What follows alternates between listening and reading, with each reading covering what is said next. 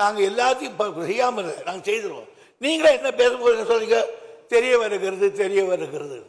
ஏன்னா உங்களுக்கு மெட்டீரியல் இல்லை, தெரிய வருகிறதுக்கு. அதனால உங்களை தப்பாக நான் சொல்லலை. நீங்கள் முதலமைச்சர் இருந்துங்க, நிர்வாகத்தில் அப்படிதான் இருக்கும். ஒரு தீர்மானத்தை போடுவோம், அவ்வளோதான்.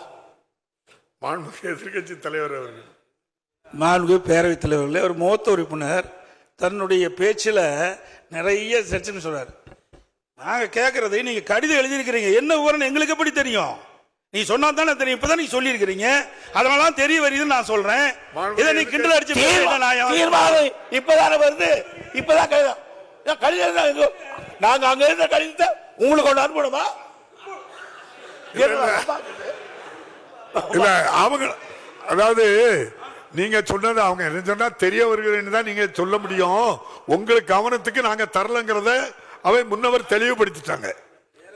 எங்களை பேச விடுங்க பேரவைத் தலைவர்களே. பேரவைத் தலைவர்களே, தாங்கள் எழுதிய கடிதம் எங்களுக்கு எப்படி தெரியும்? நீங்கள் அதை வெளியிட்டு எங்களுக்கு தெரியும். அதான் தெரிய வருகிறது நான் சொல்றேன். தெரிய வர சொல்லுங்க, விளக்கம் நீங்க சொல்லி இருக்கிறீங்க. அதைத்தான் அவங்க பதிவு பண்ணாங்க. நீங்க இப்படித்தான் எழுத முடியும்னு சொன்னாங்க. அவை எதிர்கட்சி தலைவர்கள் அனுபவமிக்க பேர், முதலமைச்சராக இருந்தவர், அமைச்சராக இருந்தவர். நீங்க முதலமைச்சராக இருக்கும்போது மத்திய சர்க்காருக்கு எத்தனையோ கடிதங்கள் எழுதினீங்க. அது ஒன்னாவது எங்களுக்கு கொடுத்துருக்கீங்களா?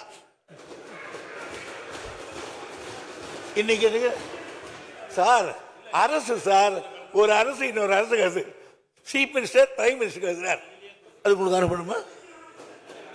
என்ன சார் நியாயமா இருக்கு? நீங்க ஒன்று கேட்குற சார், இது ஆதரிக்கிறீங்களா எதிர்க்கிறீங்களா சொல்லி விடுங்க, தமிழ் சொல்லலாம்.